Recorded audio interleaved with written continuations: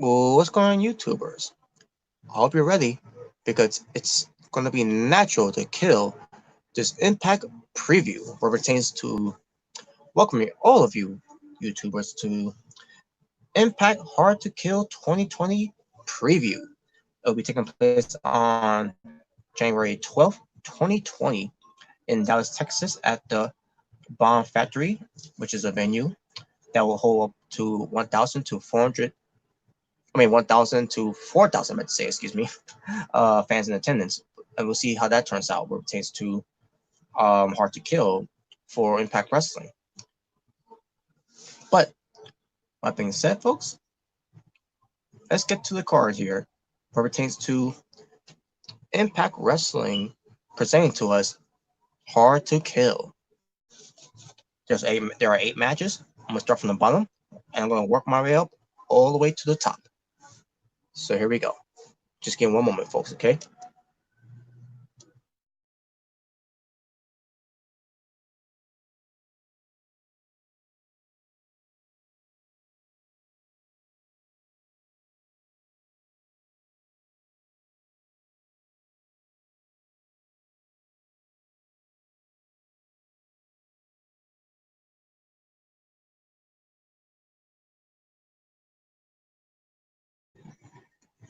Okay, folks, just give me one moment, okay? I'll be right with you. Just give me one moment.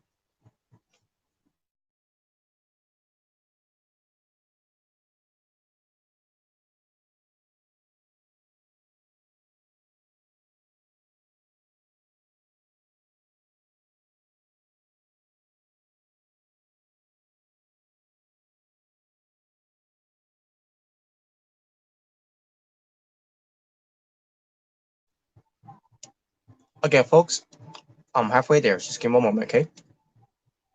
Bear with me.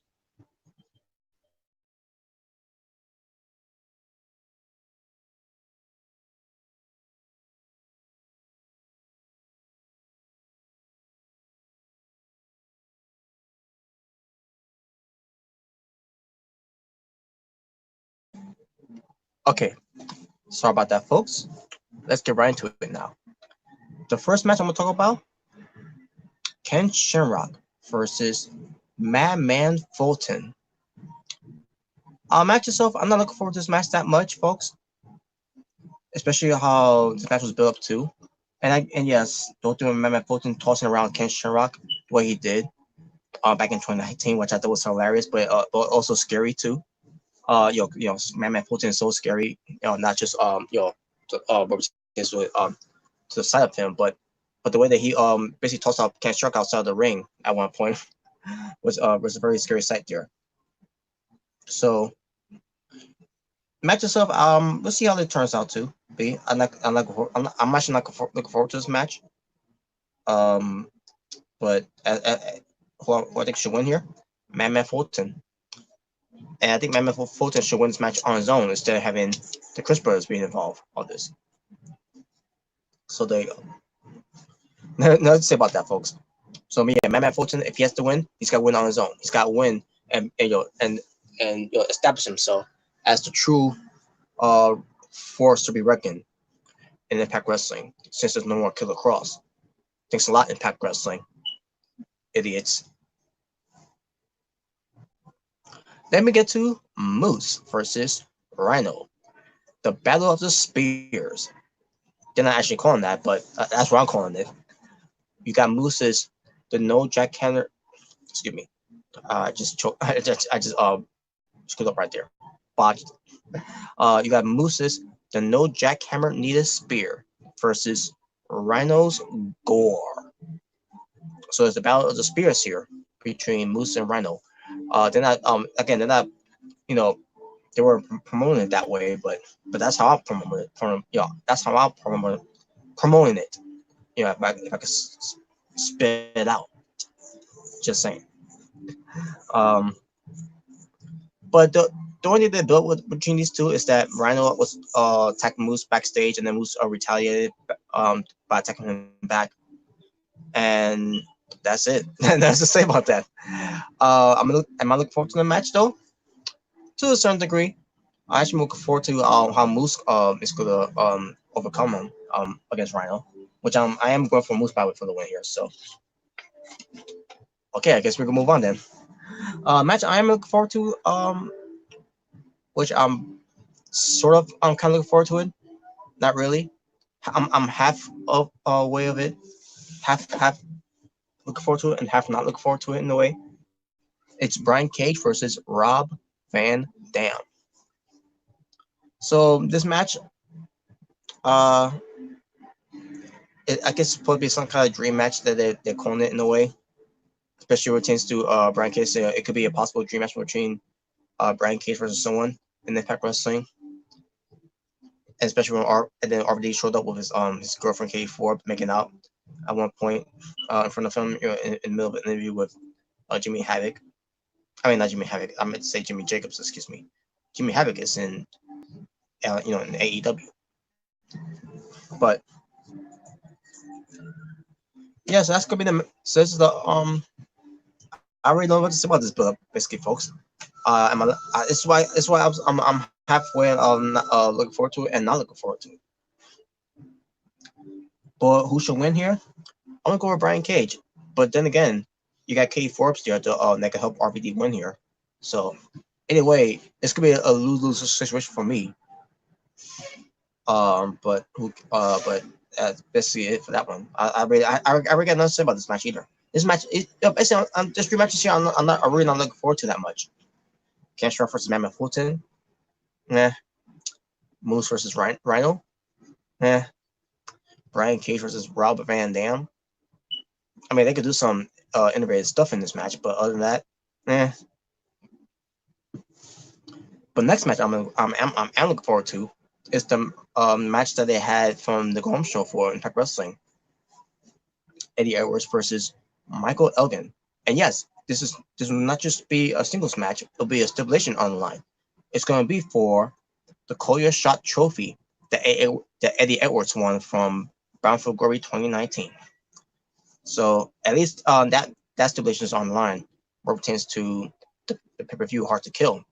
Because if you have seen the weekly show, which was on this past week on Tuesday, of Impact Wrestling, where it pertains to the Home Show edition for Hard to Kill 2020, it was just a regular match between these two where they opened up the show, they start brawling, and it was like, we have to wait until Sunday. We could do this right here, right now, and it was just a regular match. But hey, at least with Michael Elgin winning this match, uh, it's gonna lead to this match for Hard to Kill, where they're gonna fight each other again. This time for the Koya Shot Trophy, and I hope Michael Elgin wins here to get that trophy away from Eddie Edwards, so that Michael Elgin can use that. If we could get his shot of the Impact World Title instead of Eddie Edwards, because I'm really losing my steam of getting excited for Eddie Edwards. I'm I just not feeling Eddie Edwards as a wrestler or a character anymore. It played out so well, so overdone already, especially with pertains to this crazy persona he's supposed to be portraying as. I'm done with that. I don't care for that anymore, and I'm done with Eddie Edwards with that. I want the old Eddie Edwards back. I want the Wolf Eddie Edwards back. I want the wrestler of Eddie Edwards back. This persona of Eddie Edwards that they've been doing for almost a year now. I'm not into it anymore. I mean, not for a year, for almost 2 years basically, and I'm done with it. So Michael Elgin for the win. I'll then get to a tag team match for the Impact World Tag Team Championship. We have the North, Ethan Page and Josh Alexander, the tag team champions, versus Rich Swann and Willie Mack. This match I'm looking forward to. I'm looking forward to this. This is because this is the only tag team match that they have on the show here, and it's for the tag team titles. So yeah, I am looking forward to this match because I love tag team wrestling. I love to see how this tag team match is going to be built up. I mean, it's going to be booked. I meant to say. I mean, the build up itself, it was decent. Not to say it was the greatest build up, but I thought it was decent, especially when it pertains to what's going to happen between Rich Swann and Willie Mack if they don't get the job done. Where I think if they don't get the job done here, they might go the separate ways. With Rich Swann and Willie Mack not can not becoming tag team champions, which I'm pulling for them to win the belts here too. So yeah, basically I'll let y'all know I'm going for Rich Swann and Willie Mack to win here. If they don't win, I'm not gonna be upset with it. Okay, I love the North too, where pertains to Ethan Page and Josh Alexander. But if Rich Swann and Willie Mack doesn't win, I want to see these two fighting each other, or pertains to going their separate ways. And if they're gonna go separate ways because they didn't get the job done, or become tag team champions, they should go their separate ways, in peace. Rich Swann latches on his own as a singles wrestler. We Mac can latch on his own as a singles wrestler too. Or Willie Mack can go to the X Division Championship. You know, kind of like how Brian Cage did. And then you have Rich Swann, you know, himself to get back to get into that world title picture, to be in the main event picture. Hopefully, we get to that point. But that's only if they lose. But I'm banking on them losing. I'm banking on them to win and become new Impact World Tag Team Champions. Then we get to a three-way match for the Impact Knockouts Championship. It will feature the Impact Knockouts champion Taya Valkyrie defending it against Jordan Grace and ODB. This match, the way it's been built, it's been kind of interesting. Not saying it was not saying it was a good build up, but it was interesting because you had ODB added into it when she beat Ty Valkyrie because of a little help distraction of Jordan Grace at one point. So, and by the way, I also need to mention too, or pertains to Impact Wrestling's your review that I forgot to mention too, or pertains to it. When it pertains to Ty Valkyrie teaming up with Kier Hogan and Madison Rain, where they didn't get the job done against ODB, Tina Dashwood, and Jordan Grace. The stipulation was for the deal in a way, and they helped take care of those three. Ty Valkyrie, Hogan, and Rain. If she helps them taking care of those three, then she'll get she'll get both of them a title shot. At the Hard to Kill. And because they didn't win, they didn't get the job done. The deal's off. No deal. But yeah, basically no deal. So Madison Rain and Kier Hogan will not be getting a title shot if Ty Valkyrie ends up retaining. And I am pointing for Ty Valkyrie to win here, folks. I believe Ty Valkyrie is going to retain here, and she could say that she's been Knockouts champion for a 1 year reign. And I can't wait to see how that develops too.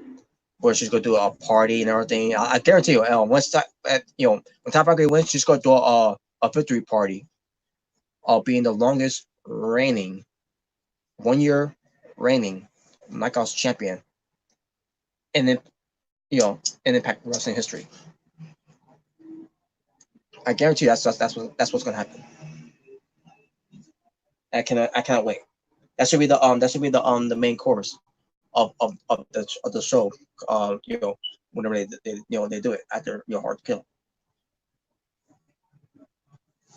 So there you go. I'm gonna go with Ty Valkyrie to win here, and I'm expecting the match to be good too. But also, I wouldn't be surprised if they put the belt on ODB because of her situation where pertains to her food truck got caught on fire, which is why she's doing what she's doing right now. Get back into the ring. Not only she's getting donations from fans and wrestlers and all that, but she's also doing this for a payday. Because she lost her food truck because of a accident fire that started. So I wouldn't be surprised if they put the ball on her because of that. But then again, I don't see that happening either way because I think they got plans for Ty Valkyrie to become the longest reigning Knockouts champion for over a year. Because if you think about it, it's been a year so far that she's been the Knockouts champion. So I think they should continue on and capitalize on that opportunity. keep going with it. And there you go. Next, we get to the Impact X Division Championship. You have the X Division champion Ace Austin versus Trey of the Rascals. This match was the way it's been built too. It's been kind of silly, but at the same time also been intriguing.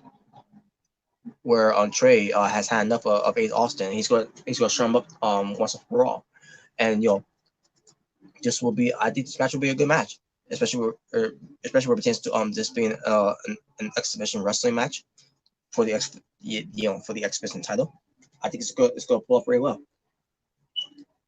And as far as I want to win here, despite Trey, is fighting for the honor of his mother, I think he's still going to lose here. I think he's going to lose, and Ace Austin is going to retain, and still, continue his reign of being the exhibition champion for doing a whole lot of nothing. But it's not his fault. I blame Impact Wrestling for that. But there you go. Now we get to the main event attraction for the Impact World Championship. The Impact World Champion, Sami Callihan versus Tessa Blanchard. This match I'm looking forward to the most. Out of all the matches that's on the card here, folks, this is the match that I'm looking forward to the most between Sami Callihan versus Tessa Blanchard. The rematch from the Slammiversary. The only difference is it'll be for the Impact World Championship. This match is going to be all out war, all out brawl.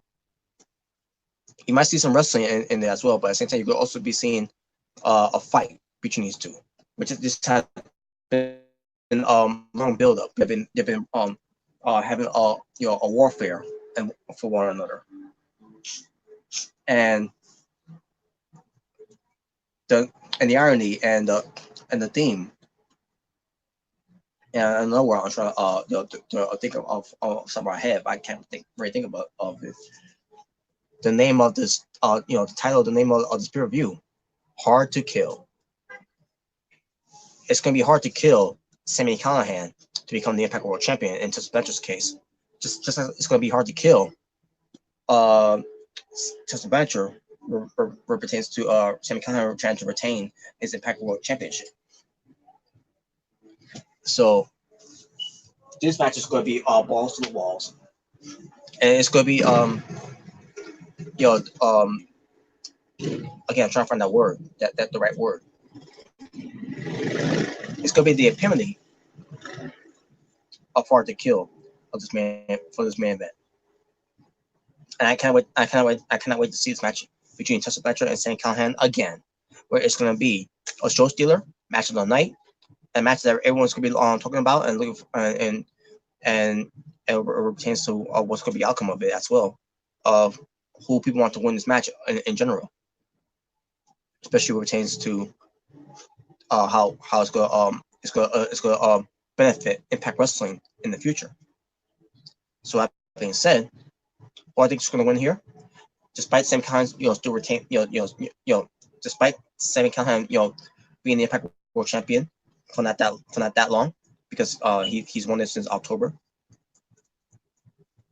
which he should have won at Bound for Glory instead of waiting 2 weeks later at the Bound for Glory to win it against Brian Cage in the steel cage. That's in my opinion of where Impact Wrestling made a mistake there. But despite that, Sami Callihan hasn't done much of being Impact World Champion. Other than defending against Brian Cage on Impact Plus, especially, and also with Swan. And I can't really remember if he defended the title on the Impact Wrestling Weekly show. I'm not saying he's a Turbo champion. It's not his fault. It's Impact Wrestling again. Basically, not capitalizing on Sami Callihan, of him being world champion. Sami Callihan basically did it on his own, what pertains to his promos, what pertains to the way he carried himself. So, but with that being said, is Sami Callihan going to retain here? Am I going to go with Sami Callihan to retain here? Surprisingly, folks, I'm going to say no. I believe Tessa Blanchard is finally going to get what she deserves. I think they're finally going to pull the trigger here for Tessa Blanchard, where Tessa Blanchard is gonna beat Sami Callihan once and for all, and she's gonna be making history, making more history than what Ty Valkyrie has been making history of being Knockouts champion in the Knockouts division of Impact Wrestling history, where Tessa Blanchard will be the first Knockouts in Impact Wrestling history to become the Impact World Champion. So I'm going with Tessa Blanchard to win here. And that being said, folks, I'm done. That's it. Nothing to say about that. And we'll see how the preview ends up being. And that being said, thank you all for watching for Is the Natural Born Driller, saying peace on the streets. For this was your Impact Hard to Kill 2020 preview. Until next time, folks, what pertains to Impact Wrestling, stay tuned for after I finish watching Hard to Kill, because I'll be doing Impact Hard to Kill 2020 review whenever I get a chance to do that. But until then, stay peaceful. Basically, stay in peace. Stay safe. I'm out, and you all take care.